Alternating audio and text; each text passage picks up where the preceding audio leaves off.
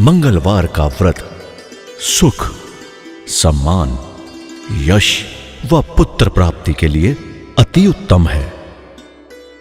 कहते हैं 21 सप्ताह व्रत रखने से मनुष्य के सब कष्ट और पाप नष्ट हो जाते हैं।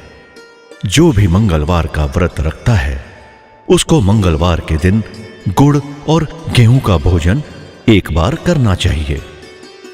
तो आइए भगवान श्री राम के चरणों में वंदन करते हुए श्री हनुमान जी महाराज के श्लोक के साथ श्रवण करते हैं मंगलवार व्रत की पावन कथा का।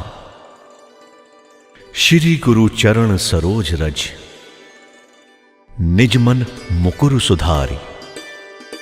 बरनौ रघुवर बिमल जसु, जो दायकु फल चारी। अर्थात श्री गुरु महाराज के चरण कमलों की धूलि से अपने मन को पवित्र करके श्री रघुवीर के निर्मल यश का वर्णन करता हूं, जो चारों फल अर्थ, काम, धर्म और मोक्ष को देने वाला है। बुद्धिहीन तनु जान के सुमिरो पवन कुमार। बल बुद्धि विद्या देहु मोहि, हरहु कलेश विकार। अर्थात हे पवन कुमार, मैं आपका सुमिरन करता हूं। आप तो जानते ही हैं कि मेरी बुद्धि और शरीर निर्बल है। मुझे बल, सद्बुद्धि, ज्ञान व शारीरिक बल दीजिए और मेरे दुखों व दोषों का सदा सदा के लिए नाश कर दीजिए। श्री राम और हनुमान जी के चरणों में वंदन करते हुए, ये प्रार्थना करते हुए आइए शुरू करता हूं मंगलवार व्रत की पावन कथा का। भक्तों, एक ब्राह्मण और उसकी पत्नी के कोई संतान नहीं थी और इसीलिए वो दोनों रोज दुखी रहते थे। एक दिन ब्राह्मण संतान प्राप्ति हेतु वर मांगने के लिए हनुमान जी की पूजा को वन में चला गया। वह रोज पूजा में हनुमान जी से पुत्र की कामना करता था और उधर ब्राह्मण की पत्नी भी पुत्र प्राप्ति के लिए मंगलवार का व्रत घर पर ही करा करती थी।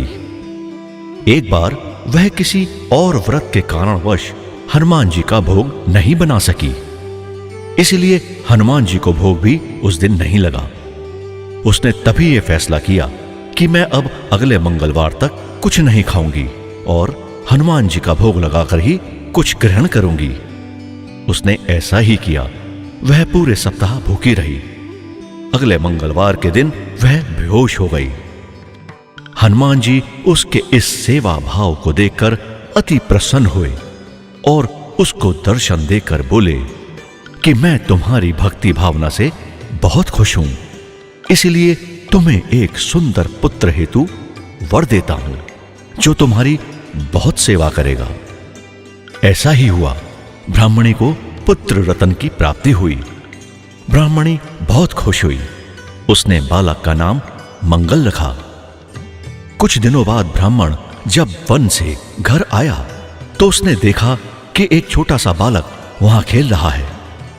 उसने ऐसा देख अपनी पत्नी से पूछा तो उसने सारी कहानी अपने पति को बताई। ऐसा सुनकर वह ब्राह्मणी को दोष देने लगा, उसको उल्टा कहने लगा और तो और उसके आचरण पर शक भी करने लगा। ये सब देख ब्राह्मणी बहुत परेशान हुई। समय चलता गया।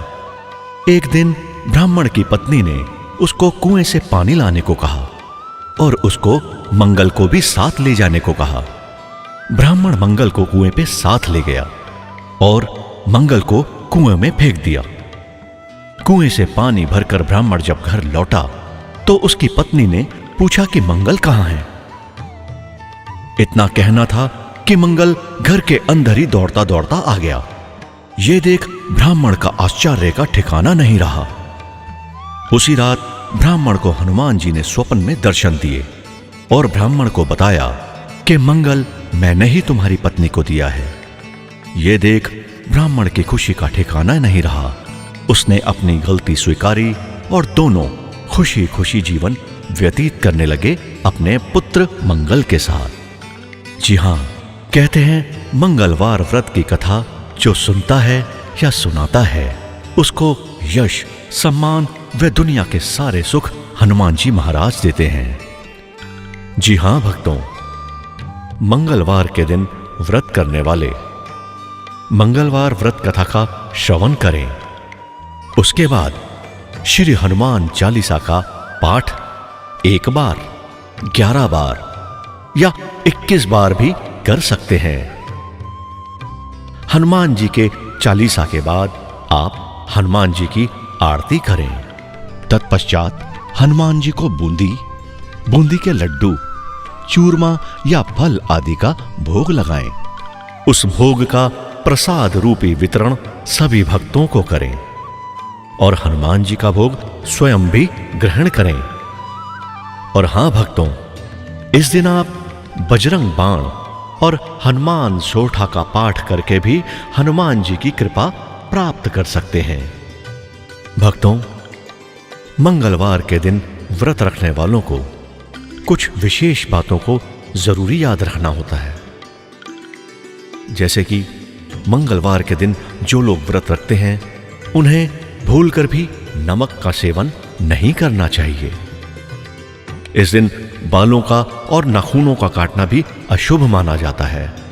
और हां, इस दिन जेब में लाल रंग का रुमाल रखना काफी शुभ माना जाता है।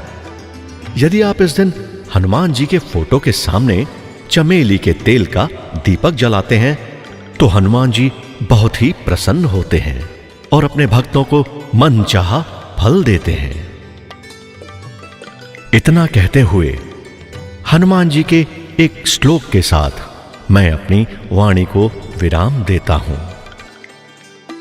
निश्चय प्रेम प्रतीतिते, विनय करे सम्मान, तेहि के कारज सकल शुभ, सिद्ध करे हनुमान।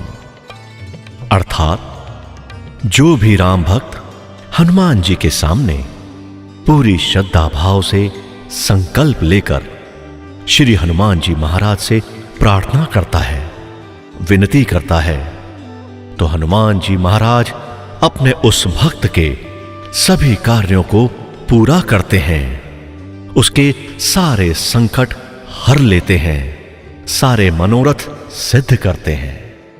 जय श्री राम, जय हनुमान।